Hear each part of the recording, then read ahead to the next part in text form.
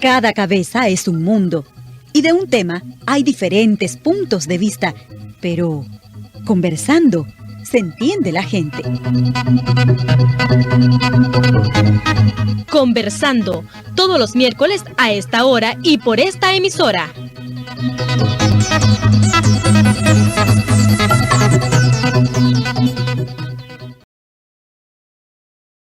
Muy buenos días, amigas, amigos oyentes. Gracias por estar en sintonía de Radio Voz. Nos puede sintonizar a través de Facebook, de YouTube y de Twitter, pero también de nuestra radio en línea, radiovoz.org. Nos acompañan en la transmisión de este programa Agenda Propia, La Lupa Intertextual, Entre Patria, Galería New, la radio de todas, la radio feminista de El Salvador y también Radio Ouija de Metapan. Así que saludos a todas nuestras audiencias. Recuerde suscribirse y darnos like ahí para que siempre le llegue la notificación cuando estamos en vivo. Hoy el tema es sobre el crecimiento sin desarrollo y nos acompaña Marco Aurelio Peña, economista, abogado y académico nicaragüense, máster en desarrollo económico. Es director ejecutivo de Iniciativa Puentes por los Estudiantes de Nicaragua y PEN. Es investigador asociado de CEPCAN.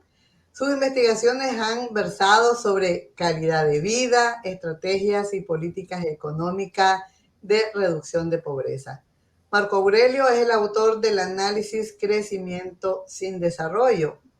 Pero ¿esto qué significa y cómo afecta a nuestras vidas? Es parte de las preguntas que le estaremos haciendo a Marco Aurelio en esta mañana.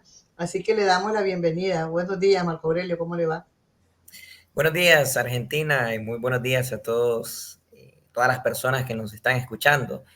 Una mañana rebosante de salud y energías y muy entusiasmado de conversar de estos temas que tan relevantes son para el país.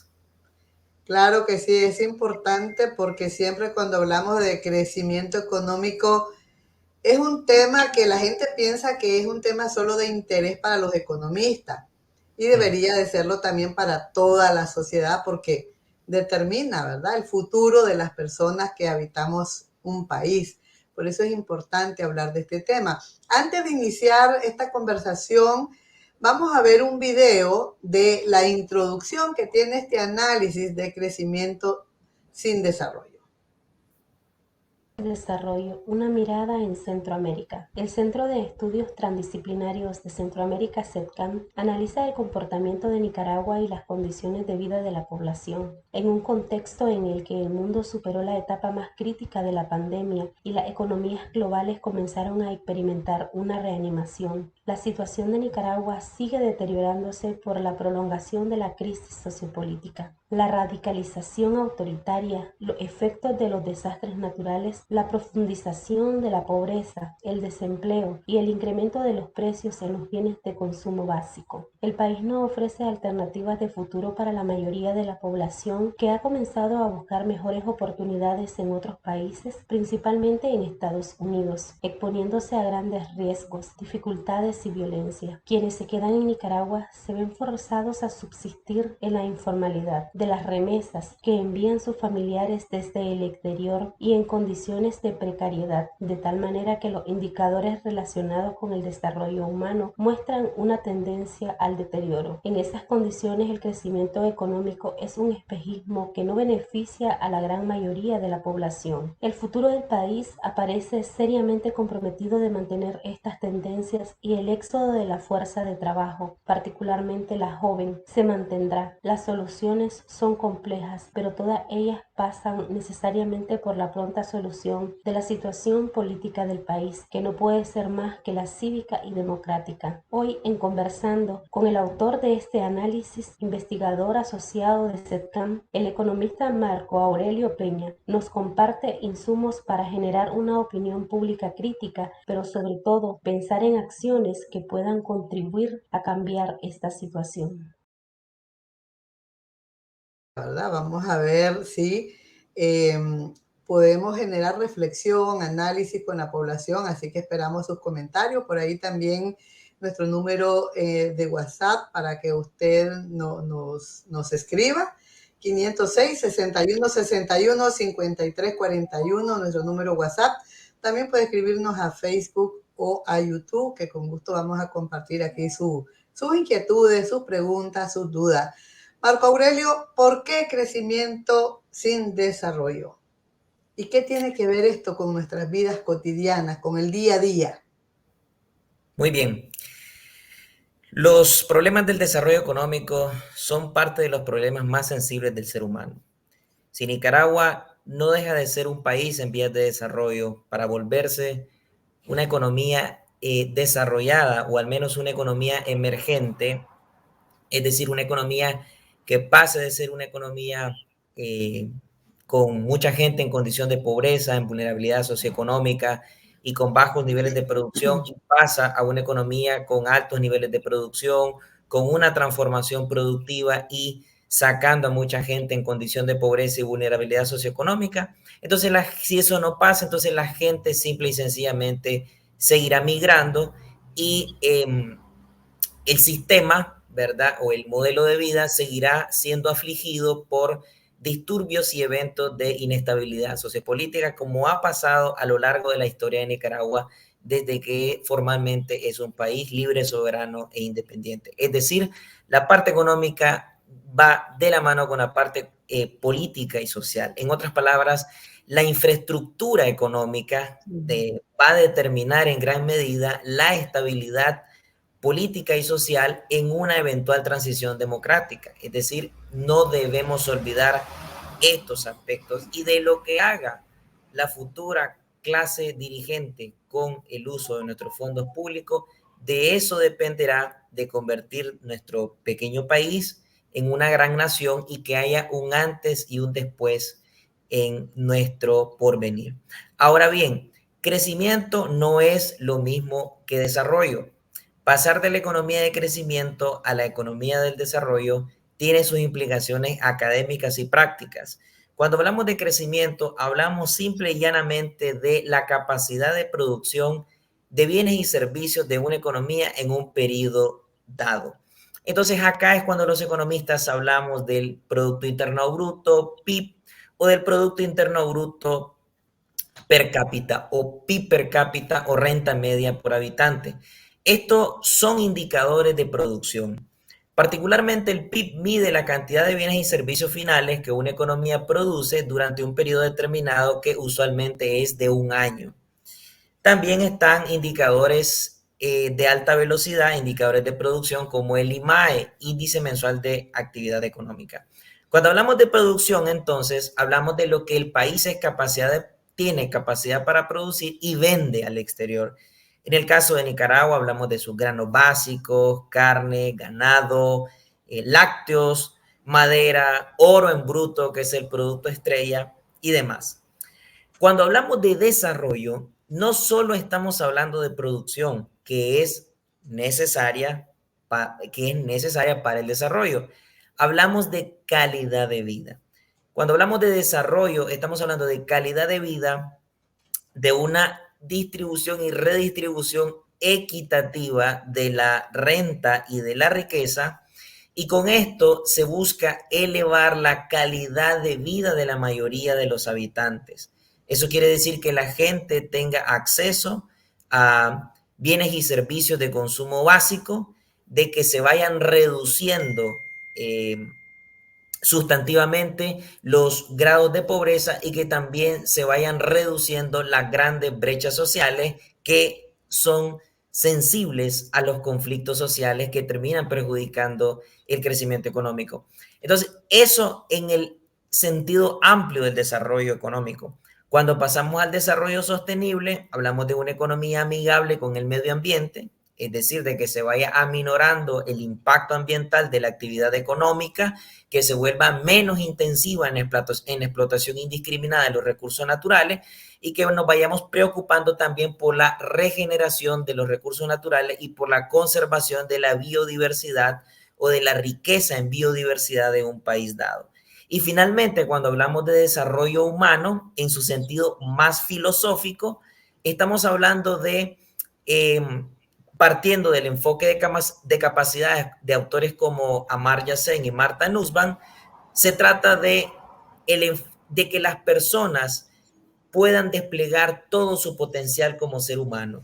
Esto implica capacidades, oportunidades, libertades en un entorno democrático. En otras palabras, un desarrollo humano o el desarrollo humano de las personas jamás se conseguirá en un régimen político autoritario o en un régimen político que restrinja seria, abierta y sin consecuencias las libertades de las personas, porque eso, en definitiva, va limitando las capacidades de las personas para llevar a cabo su propio proyecto de vida, ¿verdad? Porque eso es el ser dependiente del poder, el ser dependiente del Estado, es algo absolutamente opuesto a que las personas puedan desarrollar todo su potencial para, por ellas mismas, llevar a cabo su propio proyecto de realización humana. Es interesante todos los factores que intervienen, ¿no? Para medir el tema del desarrollo y no solo el Producto Interno Bruto, porque a veces sentimos como que los economistas se basan solamente en el Producto Interno Bruto, olvidando un montón de aspectos que tienen que ver, ¿no? con el desarrollo humano en sí de las personas, ¿no? Con la calidad de vida. Me gusta ese planteamiento, lo siento como más integral del que ustedes tienen. Sí, claro, es que el crecimiento económico es un medio necesario, mas no suficiente para el desarrollo. El crecimiento no es un fin en sí mismo, sino que buscaríamos los desarrollistas que el crecimiento también sea orientado para aumentar y mejorar la calidad de vida de la mayoría de los nicaragüenses. Cuando hablamos de aumentar, por ejemplo, es que también aumenten los salarios de la clase trabajadora y también que vayan aumentando los ingresos de los profesionales independientes, de los consultores, de los freelancers y que también vaya habiendo más emprendimiento. Calidad de atención. Exactamente, y que también pues los servicios públicos y privados vayan siendo más accesibles y tengan más cobertura a la población, incluyendo en las zonas alejadas. Pensemos en el campo, pensemos en tierra adentro, pensemos en comarcas, caseríos, comunidades alejadísimas de las cabeceras municipales, de los centros urbanos o ya no digamos de la capital, porque pues los cientistas sociales han hablado de este managuacentrismo en el caso de Managua. Entonces, crecer por crecer no es la solución, porque ese es el mismo comportamiento de las células cancerígenas. Y un río puede crecer y crecer y crecer hasta desbordarse. Pensemos cuando hay invierno. Entonces, en ese sentido, el crecimiento debe estar orientado al desarrollo. Entonces, la etapa más precaria de una economía es cuando no hay crecimiento y no hay desarrollo, cuando hay crecimiento sin desarrollo, que es el caso de Nicaragua, y lo ideal es pasar al crecimiento con desarrollo. Entonces, el crecimiento es directo, puede haber crecimiento sin desarrollo, pero no puede haber desarrollo sin crecimiento, ¿verdad? Entonces, por eso es importante también el crecimiento. Ahora, ¿por qué hay crecimiento sin desarrollo? Porque, bueno, los grandes beneficios del crecimiento económico podrían estar siendo concentrados por subactividades económicas, por ciertos mercados, por ciertas industrias y en última instancia por ciertos grupos empresariales. Y eso quiere decir que la mayoría de las personas no estarían teniendo una participación importante en el ingreso nacional. Por tanto, sería un crecimiento inequitativo, excluyente y extractivista, es decir, sustentado en esta explotación indiscriminada de los recursos naturales sin que haya una regeneración de los mismos y sin que haya consideración a la conservación y preservación de la biodiversidad. Y eso requiere políticas públicas muy responsables y muy razonables para que haya una orientación al desarrollo y la calidad de vida de la gente. En este análisis planteas que vivir en un país como Nicaragua de bajos ingresos resulta caro. Sí. ¿Nos podrías explicar por qué resulta caro? Muy bien. Vivir en un país con bajos ingresos o con bajos salarios resulta demasiado caro. Y acá voy a permitirme buscar para hablar con mayor ilustración. Permítame. La gráfica, ¿no? Para explicarla. Quiero tenerla a la vista. Pero voy a irle introduciendo el siguiente análisis. Por una parte, el incremento ha sido sostenido, el incremento del costo total de la canasta básica en los últimos años. A abril de 2023, que es el dato que aparece en el estudio o en la investigación, la canasta básica alcanzó los 19.234.15 córdobas. Eso equivale aproximadamente o equivalía aproximadamente al tipo de cambio oficial de esa fecha a unos $528, es decir, casi $530. La pregunta es, ¿quién gana esa cantidad de dinero? No cualquiera, partiendo de que el salario mínimo más bajo es ostensiblemente inferior a esta cantidad y que el salario mínimo más alto por sector, me refiero al de construcción, aseguradoras e instituciones financieras, no alcanza esta cantidad o esta magnitud del costo total de la canasta básica. Y ha sido un incremento sostenido. Ahora, eso sin olvidar de que el año pasado la inflación cerró con 2 dígitos, es decir, era una inflación galopante, era una inflación de 2 dígitos, era una inflación doméstica determinada por la inflación internacional, pero que a su vez se suma, ¿verdad? O hay mucho de una inflación estructural, es decir, de unos precios que se han venido elevando mientras el poder adquisitivo o el poder de compra de las personas viene en declive. ¿Qué quiero decir con esto? Los salarios nominales están estancados y los salarios reales están en declive. Hay una gráfica en la investigación donde se compara la curva de la canasta básica desde el 2017 al 2022, el salario promedio nominal, el salario mínimo más alto y el salario promedio real. Esto utilizando cifras oficiales, es decir, estamos utilizando las cifras o las estadísticas económicas y sociales del Banco Central de Nicaragua. Y a 2022 y hasta 2023, la curva de la canasta básica iba en ascenso. El salario promedio nominal mantenía un comportamiento bastante estacionario durante esos 6 años. El salario mínimo más alto sí registra un ascenso, pero lejos de la canasta básica, y el salario promedio real está a la baja. A 2022 el salario promedio real, según el Banco Central, fue de 3.922.3 córdobas, es decir, el promedio de los salarios, de los ingresos reales del país. Nos referimos acá a los empleos formales, es decir, a los empleos registrados en el INSS, que cotizan a la seguridad social, que pagan impuestos sobre la renta y que forman parte de las estadísticas. Acá excluimos el mercado laboral informal.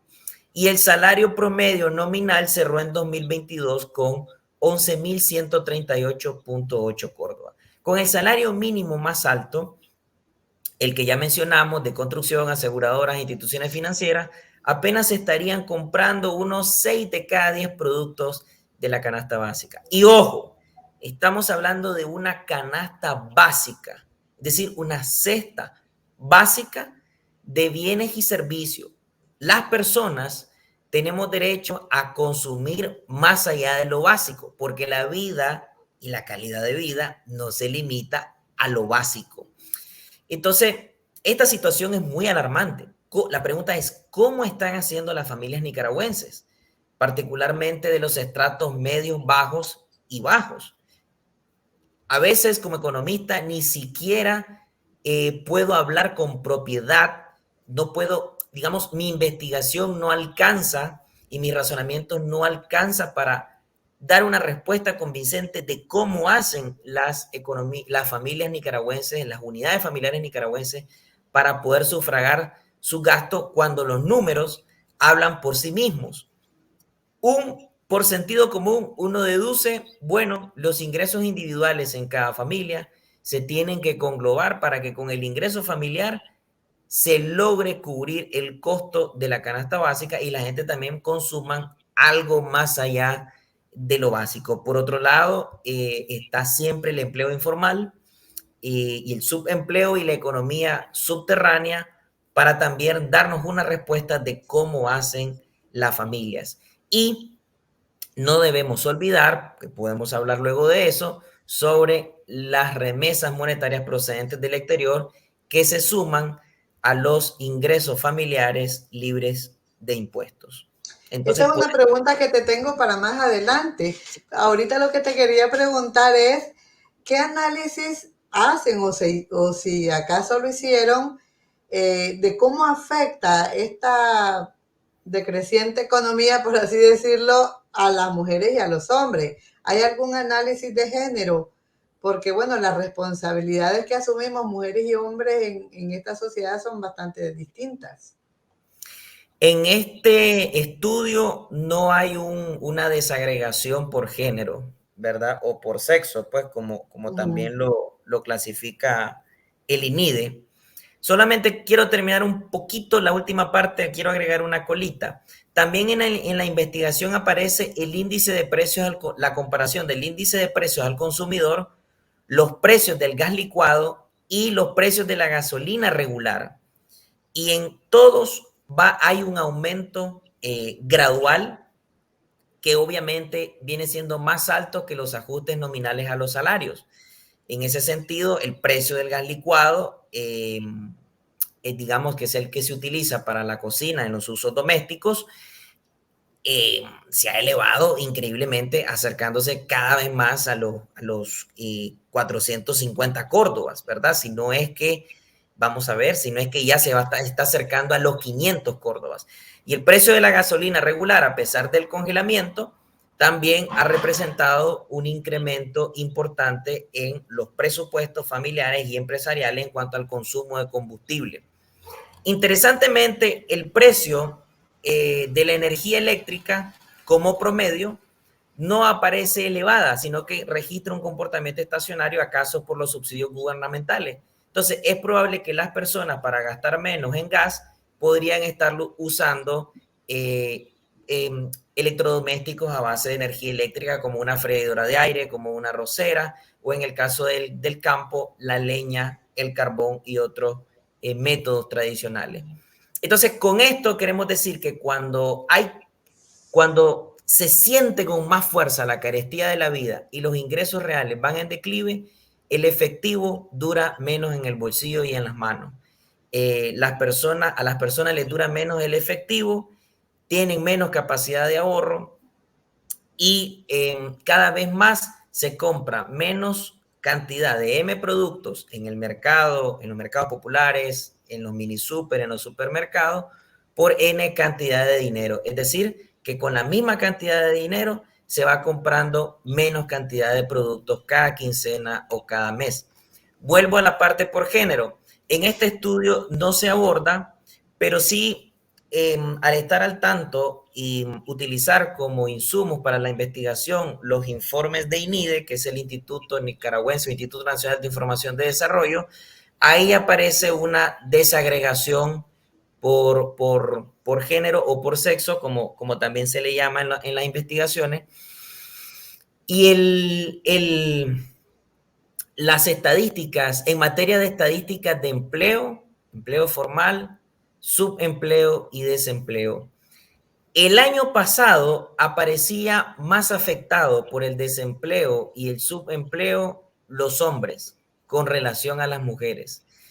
El último informe que yo leí para esta investigación aparecían un poco más parejos e inclusive salía un poco más afectada la mujer en relación al hombre en términos de desempleo y subempleo. Pero las variaciones son muy pequeñas, de manera que estadísticamente son poco significativas. Eso quiere decir que la situación está muy pareja, al menos en los últimos informes que yo he leído.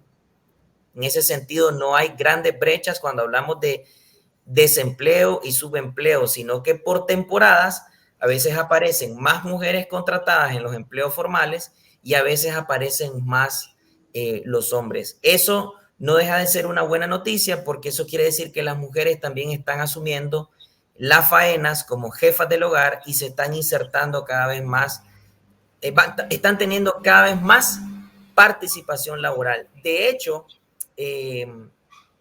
contrario a lo que uno puede pensar por sentido común, las cifras indican que la deserción escolar o la deserción educativa, al menos lo tengo claro, en el caso de las universidades, está afectando más a los hombres que a las mujeres. Este tema del desempleo estará causando todo el tema de la migración masiva que se está dando en Nicaragua, porque antes también mirábamos que salían más las mujeres, ahora salen casi por igual hombres y mujeres. No sé si ustedes hicieron ese análisis, además del impacto de las remesas. Bueno, se habla de que se están fugando no solo la mano de obra, sino también cerebros, ¿no? Entonces, claro. ¿Cómo se analiza en el impacto que esto ocasiona tanta migración, ya sea porque la gente se va por el exilio, por situaciones económicas, por el paro humanitario, pero muchísima gente está saliendo del país? Este informe es una continuidad de un informe anterior, siempre con SETCAM y autoridades de servidor, que se llamó El incierto bienestar, ciclo económico y calidad de vida 2018-2021. Ahí se abordan los 3 años de recesión económica hasta 2020, del 2018 al 2020, y 2021, que es el año del efecto rebote y donde inicia la reanimación económica para las economías centroamericanas y muchos países de la economía global.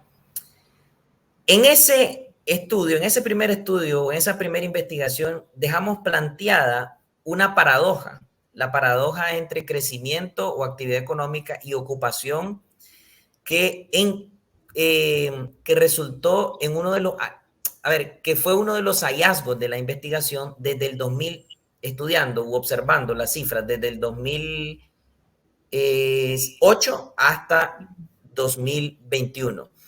Y es que el desempleo nunca ha sido un problema para el gobierno. Según el gobierno, Nicaragua siempre ha estado casi en pleno empleo de los recursos productivos.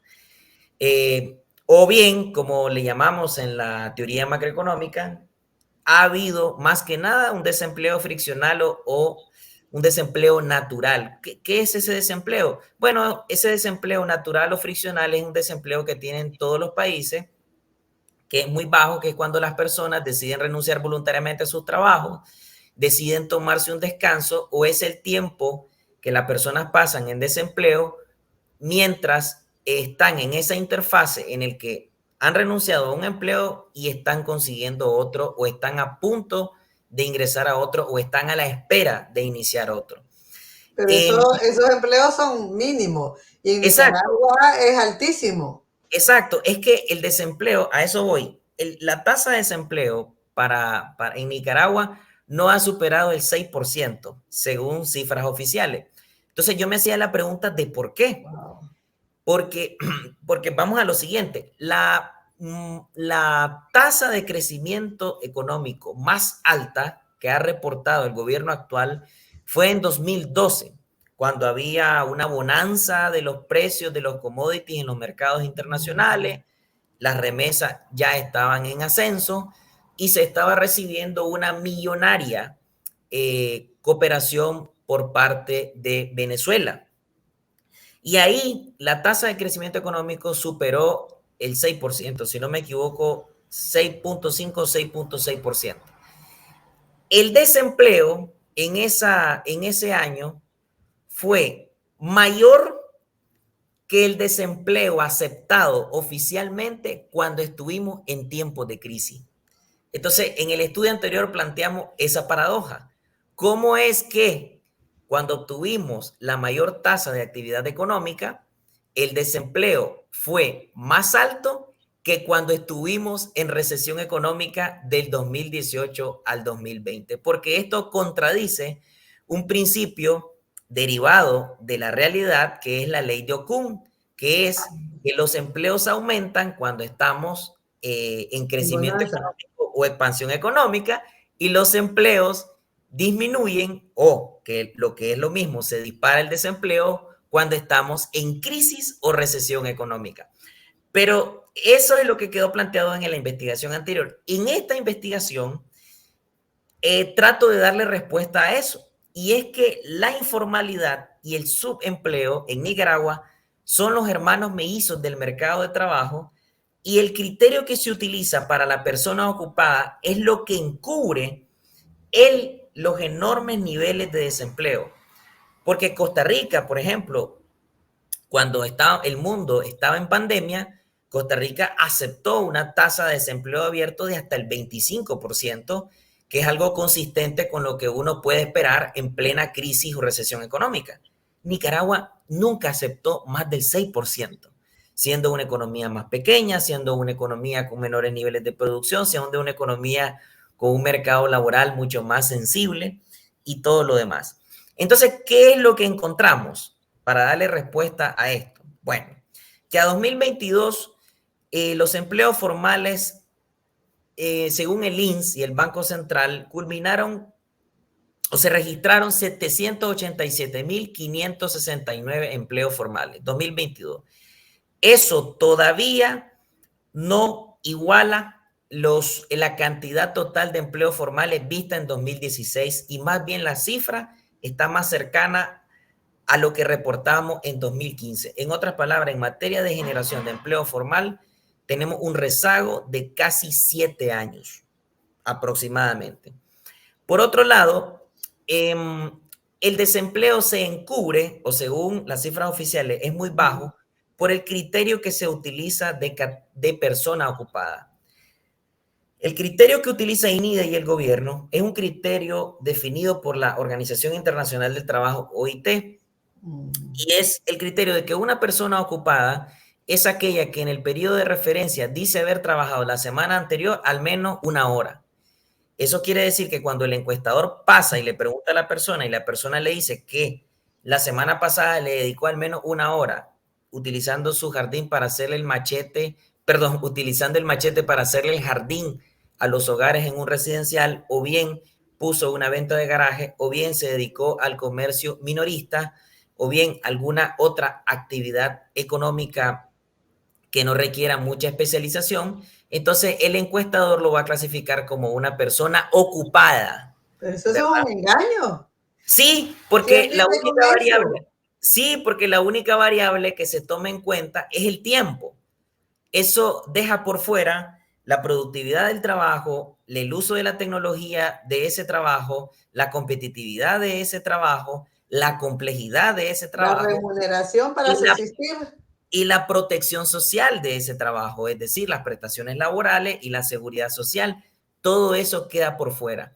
Entonces, ese criterio de la OIT está siendo utilizado no solo por nuestro país, seguramente en los demás países, para encubrir, digamos, la precariedad del trabajo, la precariedad del mercado de trabajo, porque de ahí ellos consideran como persona ocupada al trabajador no remunerado. Pensemos en las amas de casa que trabajan mucho y no salen reportadas como que tienen remuneración, y también los niños y las niñas que puedan estar trabajando en los hogares para el autoconsumo, y también el cuentapropista, ¿no? El vendedor ambulante que está expuesto al sol, que está expuesto a un accidente, digamos, a que lo golpee un vehículo, y que también puede estar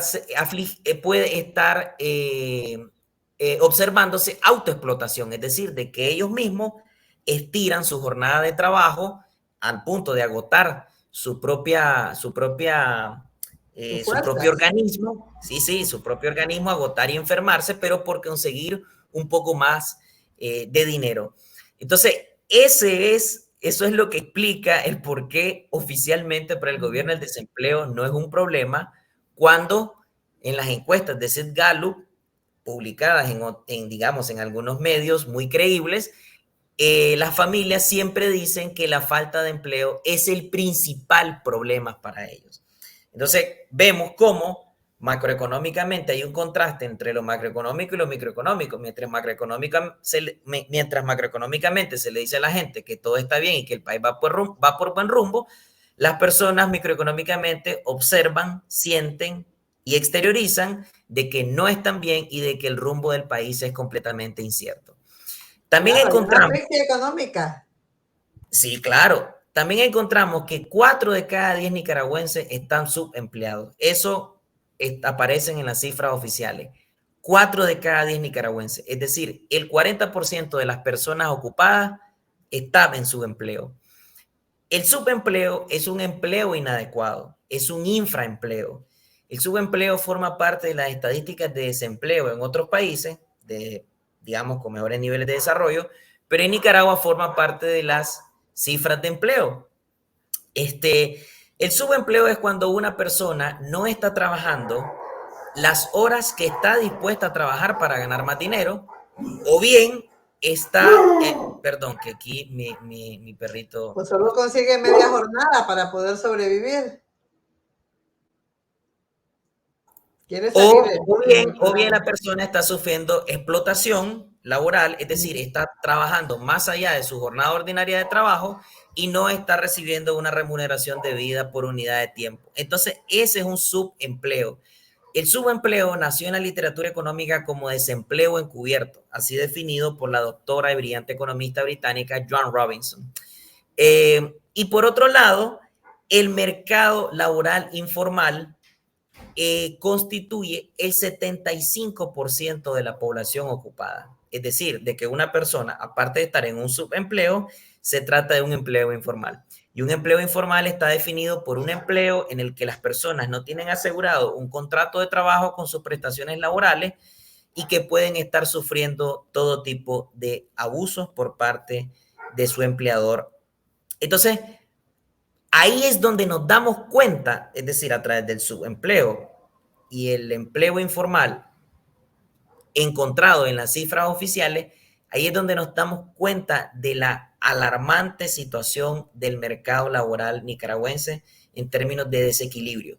Y cuando las personas no encuentran un empleo formal, un informal o un subempleo, o cuando no están dispuestas a aceptarlo, entonces es cuando se produce ese efecto expulsión agravado por conflictos sociopolíticos que terminan perjudicando el crecimiento y destruyen miles de empleos. Y ese efecto expulsión es cuando el talento humano y la fuerza de trabajo decide migrar, porque en su análisis de costo-beneficio las personas deciden que el beneficio de irse supera el costo de quedarse. Claro, piensan que en otro país van a hallar mejores oportunidades y las personas se endeudan, empeñan su casa o lo que sea para irse y a veces regresan con más deuda de las que dejaron. Pero muchas familias también están viviendo de las remesas familiares. ¿Qué impacto tiene esto en la economía del país? Sí, entonces vemos cómo las personas, cuando las personas hacen su análisis de costo-beneficio, deciden y concluyen de que su país de origen ya no es un país que le está asegurando las condiciones, los medios y un ambiente propicio para llevar a cabo su propio proyecto de realización humana, su propio proyecto de vida personal, profesional, empresarial y familiar.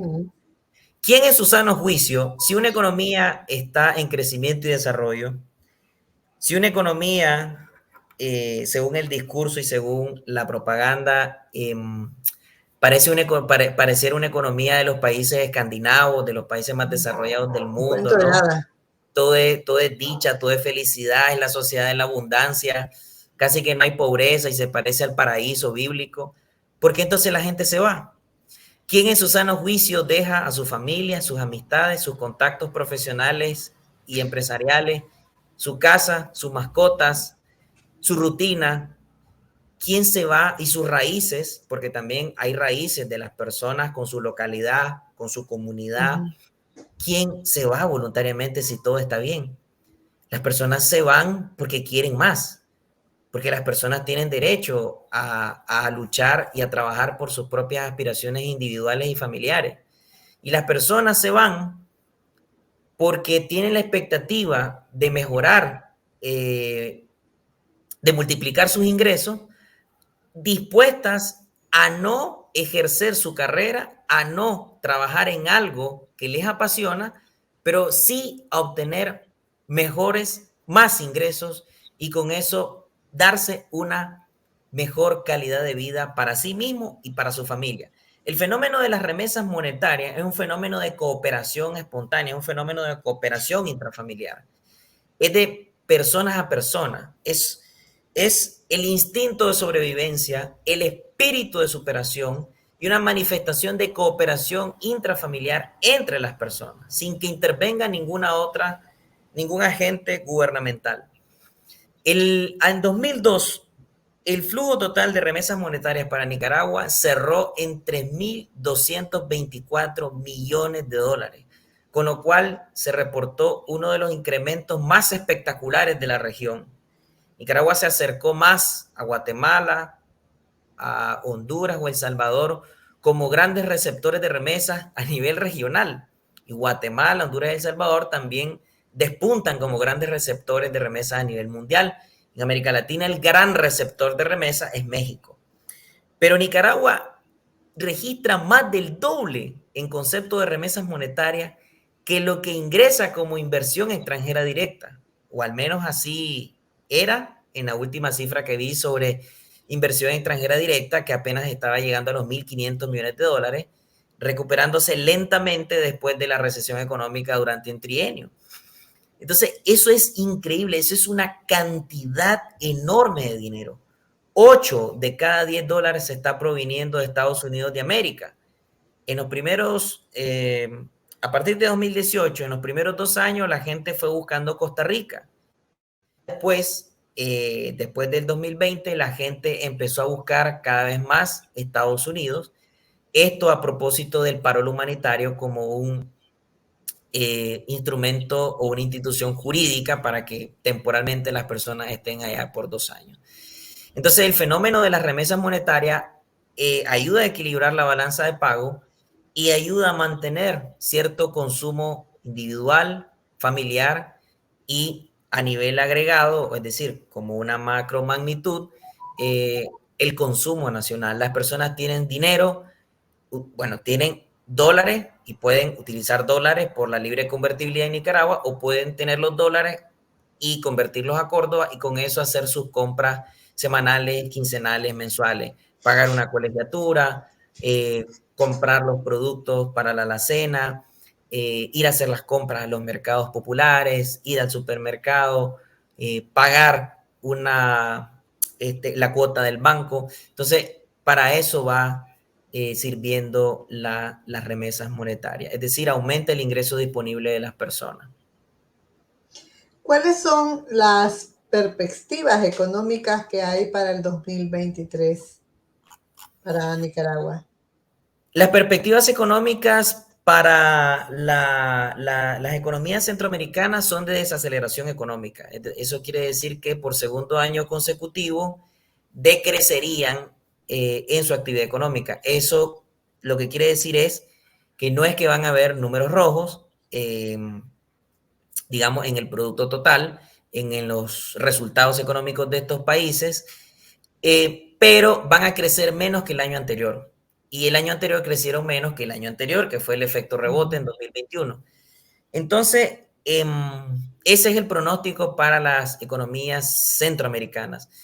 ¿Por qué? Por las perspectivas de recuperación económica global, ¿no? Hay una situación de una invasión militar de Rusia a Ucrania, hay un encarecimiento de los productos en el mercado internacional de insumos, particularmente el petróleo.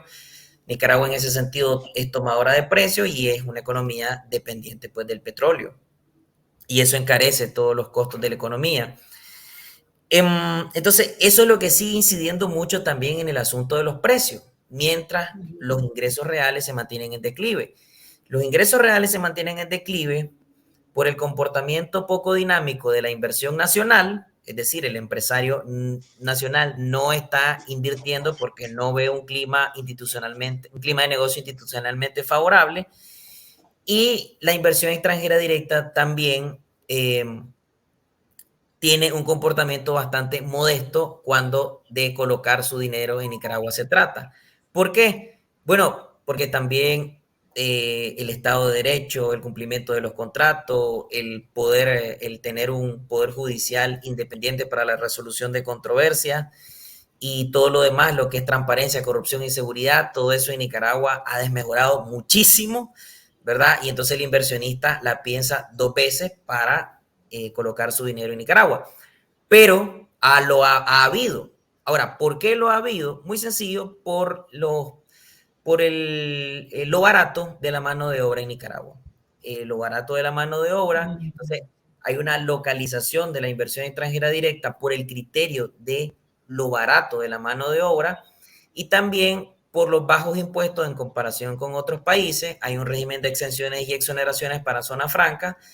El hecho de entenderse mucho más rápido cuando se trata de un poder estatal muy centralizado y también por los precios relativamente favorables o comparativamente favorables de los activos reales, como pueden ser terrenos, edificios, tanto para la adquisición en derecho de propiedad como de los alquileres. Entonces, eso vuelve atractivo a Nicaragua y por eso hay cierto nivel de inversión extranjera directa a pesar de los pesares. Entonces, para Nicaragua este año se pronostica hasta un 3.3% de crecimiento económico, según algunos organismos como la CEPAL y el Banco Mundial. Según las autoridades económicas de Nicaragua, son más optimistas, dice que pueden llegar hasta el 4%. Pero como ya dijimos, este crecimiento no está asegurando de ningún modo la calidad de vida de la mayoría de los habitantes. Eso porque en la investigación nosotros reflejamos cómo está Nicaragua en materia de desarrollo humano y progreso social. Primero que no tenemos cifras actualizadas sobre pobreza. No sabemos en cuánto se ha incrementado la pobreza. Sí tenemos cierta certeza de que la pobreza y presumiblemente la pobreza extrema y las personas en vulnerabilidad de caer en pobreza han aumentado, ¿verdad? Bueno, porque todo lo que ha pasado no es jugando. Pero sí tenemos cifras disponibles sobre progreso social y desarrollo humano. Y Nicaragua desde hace muchos años se mantiene en una posición de media tabla para abajo en el mundo en materia de desarrollo humano y progreso social, que son indicadores de uso, credibilidad y prestigio internacional para medir la calidad de vida de un país. En América Latina, en estos indicadores se destacan Chile, Uruguay, y en Centroamérica, Costa Rica y Panamá. Y Nicaragua apenas aparece mejor ubicada que Guatemala en desarrollo humano. Entonces, en ese sentido, hay un rezago tremendo. Y por otro lado, bueno, un dato que se me olvidó de decir, Argentina, que con esto de la remesa, la población migrante está sosteniendo en un 20% la economía nacional. Es decir, el monto total recibido el año pasado constituyó casi un 21% del ingreso nacional. Y eso había que decirlo, se me estaba olvidando. Entonces, eso también nos lleva a otro tema. Un porcentaje grande. Pues claro que es un porcentaje grande, es como un sector económico sin serlo, porque es un dinero que se produce por residentes, por nacionales residiendo en otros países. Ellos están trabajando en mercados laborales del resto del mundo, Estados Unidos, Costa Rica, España, Panamá, Canadá y otros, y es un dinero que envían al país, pero que ese dinero no fue producido en ese país. Entonces, no se trata se trata solamente de un crecimiento por el lado del consumo, porque la gente tiene para comprar, pero no se trata de un crecimiento por el lado de la oferta, es decir, de que haya un cambio tecnológico, un cambio estructural que esté mejorando las posibilidades de producción de un país, que al final es lo que determina en el largo plazo el crecimiento económico. Y ya dijimos que el crecimiento es un medio importante para el desarrollo. Entonces, eso quiere decir que Nicaragua sigue siendo muy dependiente de las remesas monetarias, muy dependiente de la cooperación externa, muy dependiente de los préstamos y muy dependiente de sus exportaciones de productos primarios. Ahora, la situación ideal argentina, esto hay que decirlo, sería lo contrario. Cuando un país se está desarrollando, es un país que depende menos de las remesas, porque eso quiere decir que la gente ya no se está yendo y la gente estaría regresando, ¿verdad? Porque la economía le está yendo muy bien y en todo caso serían las personas de países a los que no les está yendo bien que migrarían a un país como Nicaragua, estoy hablando hipotéticamente, para trabajar en Nicaragua y enviar remesas como ocurría antes, cuando Nicaragua alguna vez fue el granero de Centroamérica y era una economía cuyo mercado mostraba cierto dinamismo cuando empezó el proceso de integración económica centroamericana. Entonces, mientras las cosas se mantengan así, lo que sucede es que las fuerzas del mercado se limitan, se restringen y no puede desplegar todo su potencial innovador, transformador y dinámico debido a las condiciones poco propicias para ello. Y lo que a mí más me preocupa es que en una economía se desincentiva mucho a las personas cuando las personas sienten que por más que estudien, por más que adquieran un posgrado, una maestría, un doctorado, no sirve para nada. Exactamente, por más que trabajen más, sus ingresos no aumentan sustantivamente, ¿verdad? Y entonces, si eso es no así, solo no aumentan, no hayas empleo. exactamente, se va anulando se va anulando el esquema de incentivos que es importante en economía. Y no solo eso, Argentina, no le permiten producir el empleo. Pensemos en los emprendedores jóvenes, porque la población desde hace años mayoritariamente es joven, ¿no? El bono demográfico.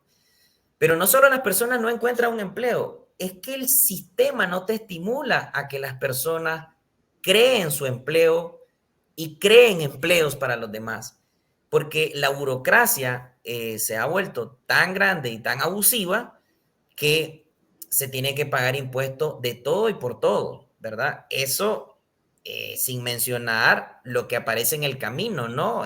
Los cohechos, las coimas, los sobornos que aumentan los costos de transacción de quienes quieren emprender y al final también, además de enfrentarse al fisco, ¿verdad? Que busca por todos los medios posibles sacarle más dinero del bolsillo a los emprendedores, también el emprendedor se tiene que enfrentar a las instituciones de microfinanza que legalmente tienen la facultad de definir tasas de interés de hasta el 50% anual, que son altísimas. Entonces, el beneficio del pequeño emprendedor, si no se lo entrega al Estado, se lo devora los intereses altos que le tienen que pagar a las instituciones de microfinanzas. Entonces, esos son los grandes desafíos para sobrevivir en una economía con estas condiciones.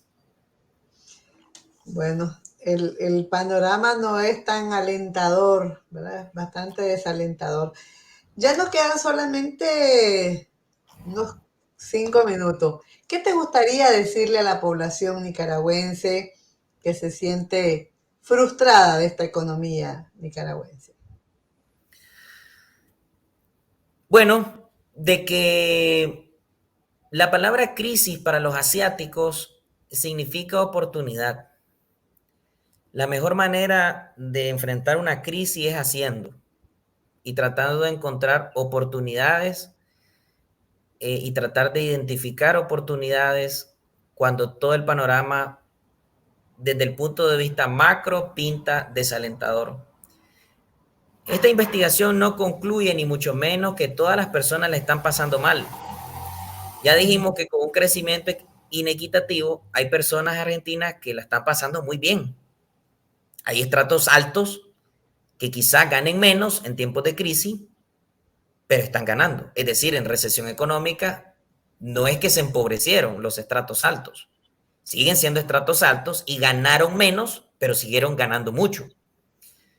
Hoy por hoy hay un estrato privilegiado, es decir, hay un estrato alto, hay estratos privilegiados, Pero que no es la mayoría. pero que no es la mayoría. Y eso es lo que trato de reforzar en esta investigación. Porque cuando pasamos de los estratos medios a los estratos bajos, que es la mayoría en nuestro país y, bueno, y en cualquier país también, entonces ahí sí podemos hablar de una economía que está garantizando mayor calidad de vida para la gente. Como decía un filósofo, el mayor bienestar para la mayor cantidad de personas. Esa es la máxima, ¿verdad? Y ese es el reto de toda economía. Pero cuando la desigualdad social es altísima, ¿verdad? Cuando unas pocas personas van concentrando la renta y la riqueza por medios ilegítimos e ilícitos muchas veces, en detrimento de la mayoría de la población, eso está crítico. Es decir, eso no es una economía que en términos de desarrollo vaya bien, sino todo lo contrario. Entonces, la idea es acá que cuando hay una tormenta, unos van, voy a hacer una analogía, esto se trata de una analogía, unos van en un barco de lujo, ¿verdad? Un gran transatlántico, ¿verdad? Que difícilmente se va a sumergir ante una tormenta en el mar o ante uno de esos cambios abruptos del clima. Pero otros van en pequeñas embarcaciones, otros van en botes, otros van en embarcaciones mucho más frágiles, otros van en salvavidas y otros van braceando.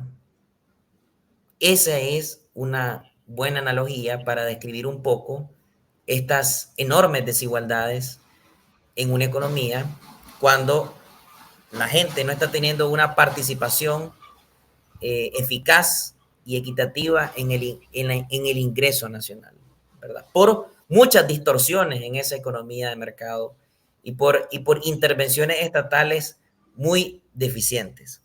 Entonces, en este sentido y ante ese panorama, pues la gente, a mi criterio, si la gente aún así ha logrado garantizarse cierto estándar de vida, eso se debe no a las condiciones, a las señales y a las políticas que han determinado el status quo de la economía, sino por la iniciativa, el afán, el esfuerzo de cada persona y de cada familia por salir adelante en esta tormenta, aunque vayan braceando, aunque vayan en embarcaciones muy frágiles o aunque vayan en salvavidas. Y es lo que toca mientras las cosas se mantengan así.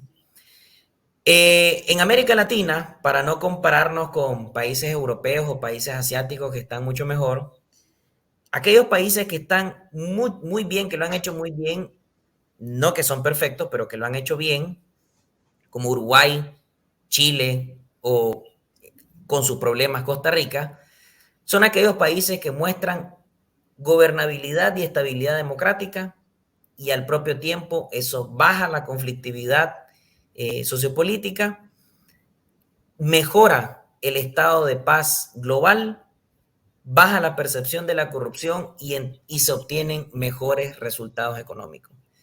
Entonces volvemos cuando empezamos, desarrollo humano, libertades, capacidades, oportunidades, en un entorno democrático y donde se respeten todas las libertades fundamentales, incluyendo la vida, la libertad de empresa, el derecho de propiedad y que haya de que el Estado se convierta en un guardián de estos derechos y libertades fundamentales y no se vuelva el principal transgresor.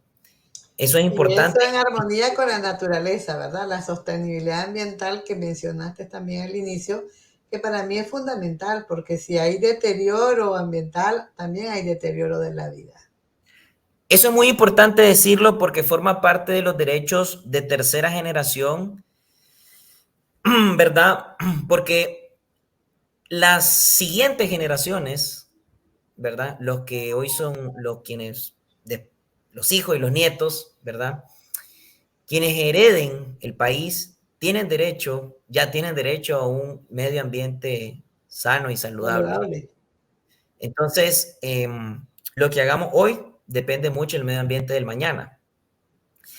Y no es cierto que para prosperar económicamente tengamos que destruir nuestro medio ambiente, nuestros paisajes y generar externalidades negativas en las comunidades. Eso no es cierto. Hay economías pequeñas y de una población parecida a la nuestra en el mundo que han logrado superarse. Costa Rica es una de ellas, Holanda es una de ellas, a costa de que han logrado superarse mediante su economía de servicio, no extrayendo aceleradamente los recursos naturales, minerales y forestales, no con explotación indiscriminada. Inclusive Costa Rica se destaca mucho en la región y el mundo por practicar el ecoturismo, es decir, por encontrar rentabilidad mediante servicios ambientales, cuidando su biodiversidad, no destruyéndola. Y la minería está controlada a pequeña escala, es decir, la minería que existe es artesanal, no es la misma minería intensiva que se observa en Nicaragua. Entonces, hay mucho que tenemos que aprender de otros países y pues en ese sentido, por eso a mí me gusta comparar el país con respecto a los demás países en esta carrera por la economía global, porque es fácil y conveniente compararse con uno mismo. Claro. Muy bien. Gracias, Marco Aurelio. Ha sido un gusto tenerte aquí en este programa. Gracias por dedicar tiempo para participar en este espacio de Conversando y esperamos pues que en otra oportunidad puedas compartir aquí con nuestra audiencia. Sería genial poder estar aquí. Bueno, Mía Libertad dice, muy bueno el programa, gracias. Saludos, Mía Libertad. Saludos a todas las personas que nos han acompañado también a través de Facebook, de YouTube, de Twitter y también de las plataformas amigas que transmiten este programa, Agenda Propia, La Lupa Intertextual entre Patria, Galería New, la radio de todas y Radio Ouija de Metapan, El Salvador. Será hasta un próximo programa y que tengas una excelente semana, Marco Aurelio. Igualmente Argentina, igualmente para Radio Voz y para la audiencia. Que tengan una buena semana. Cada cabeza es un mundo y de un tema hay diferentes puntos de vista, pero conversando se entiende la gente. Conversando, todos los miércoles a esta hora y por esta emisora.